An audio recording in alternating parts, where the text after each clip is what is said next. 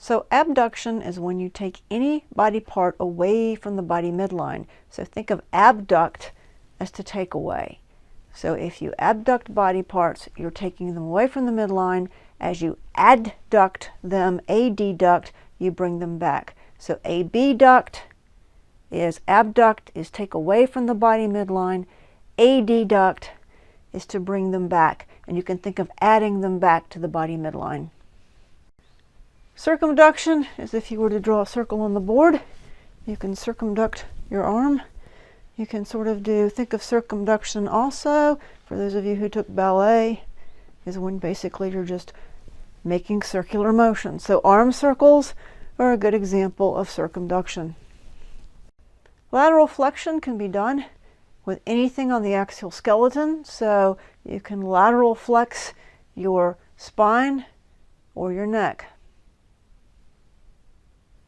Bring your body part toward the midline. So typically you see medial rotation done with the arms. So also this would be medial internal rotation. Also hear it called internal rotation. External rotation would be going away from the body midline like this, but you're rotating. This is also called external rotation.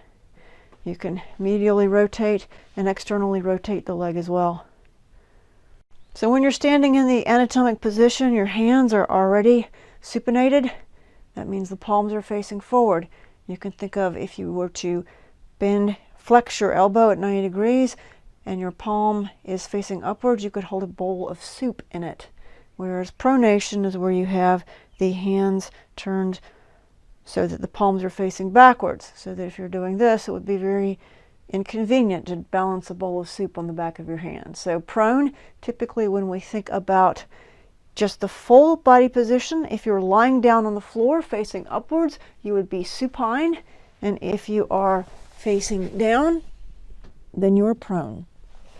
Flexion happens when you decrease the angle between bones of a joint. So here we're decreasing the angle between the humerus and the radius and the ulna. That is flexion.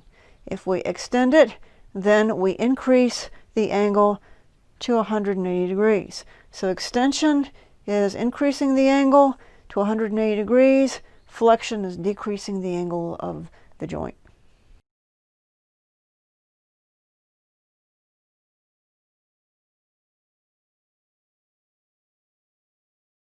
So dorsiflexion is where you take your toes and you point them upwards. So you are flexing your toes towards the dorsal surface of your foot. So that is dorsiflexion.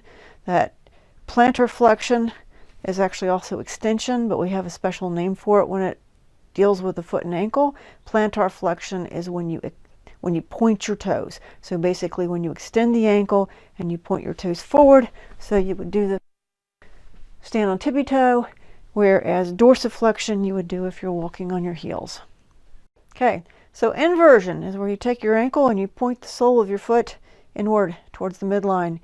Eversion is where you point the sole of your foot away from the midline. Some people also do that, but eversion is where the sole of the foot points away from the midline.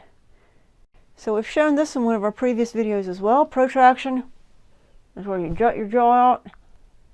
Retraction is where you pull it in. So protraction would be like a piranha jaw. And retraction would be where you pull your jaw in. So elevation is something we also demonstrated in a previous video. So elevation is when you raise something up, and depression is when you lower it. You can do it with your shoulders, you can do it with your jaw. So as you chew, you elevate your jaw to chew, and then you can depress by lowering the jaw. So when you open your mouth, you're depressing your jaw. When you close your mouth, you're elevating your jaw. When you're doing your trap shrugs, you're elevating the shoulders. And when you are relaxing them, then you're depressing your shoulders.